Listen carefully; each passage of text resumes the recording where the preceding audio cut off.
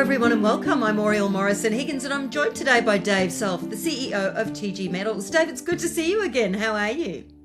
Very well, thank you, Oriel, and it's good to be back again. Good. Now, you've got some good news. Your auger drilling has found gold well beyond your existing resource at Uden. Take us through what you found. Yeah, so we drilled 213 auger holes, and they were on some laterite targets that we had previously identified. And the main aim of that auger drilling was to see whether we had piezolytic laterite, and also how much grade we had in them as well.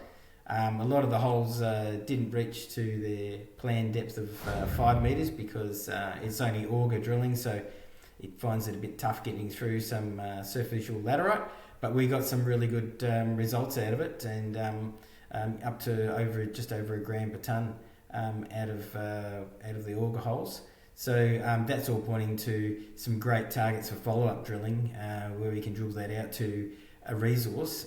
The size of those targets now is about the same size footprint as our current laterite resource, which is a bit over 1 million tonnes at 0.57 so grams per tonne. So it's looking like we're heading down the pathway of doubling the resource, the ability to anyway, in the very near future.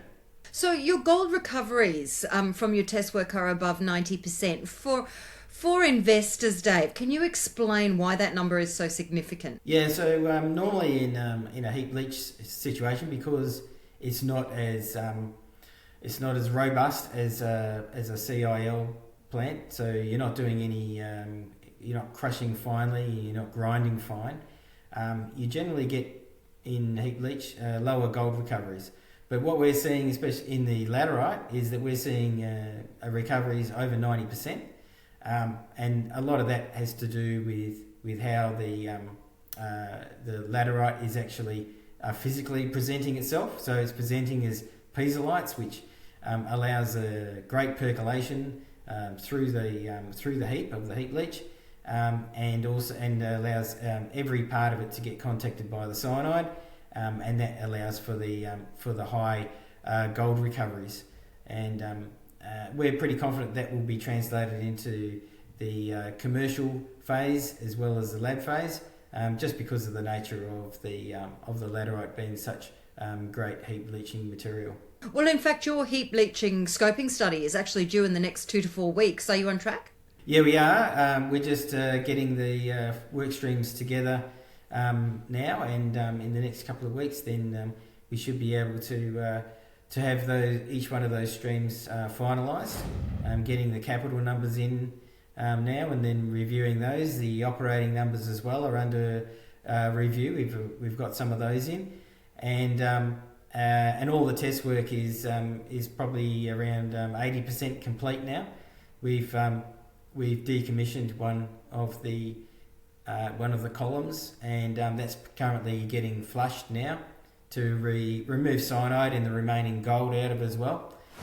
And that's the one that was showing, in the high 90s of recovery.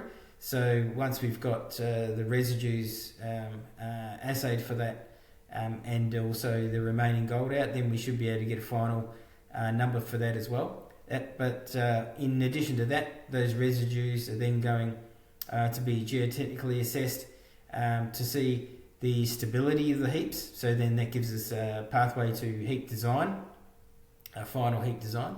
At this stage, we're looking at going 4 metres high, but there's potential for us to be able to go higher than that as well, which also helps because that's what helps with your with your production. So hey, one way to increase production of a heap leach is just go higher.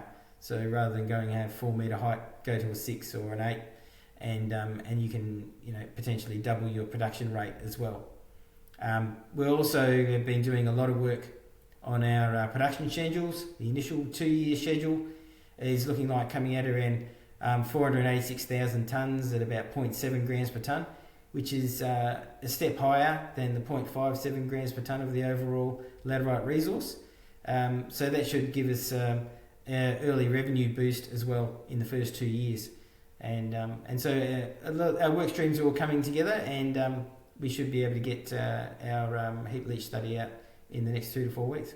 Great, great. Okay. Now, Dave, you're also actively sourcing used equipment and you're looking into vendor financing solutions at the moment too. How much progress are you making there? Yeah, so on the second-hand equipment side, we're progressing that as well, and we're getting close to getting that locked away. And we're also talking to groups now about disassembling and transporting and refurbishing that equipment, and then getting that equipment to site as well. So that's all underway as well, and we should be having some more news on that in the next couple of weeks as well, just as we bed that down. And also on the vendor financing side, we're talking to groups at the moment too about various ways that we can finance the project, which won't involve our current investors and shareholders dipping too deep into their own pockets.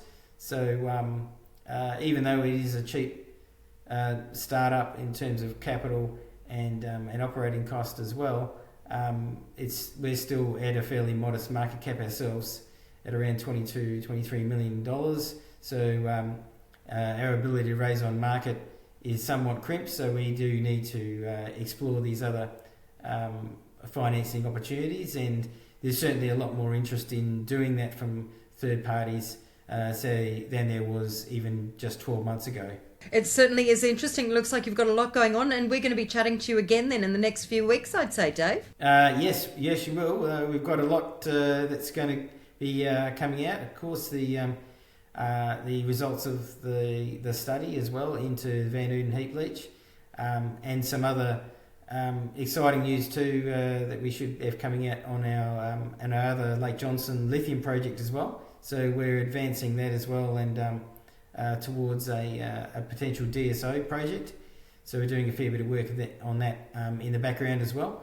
The gold heap leach is taking front and centre at the moment, but we've definitely got the lithium cooking away in the background as well, and we hope to have some good news out on that in the next couple of weeks as well.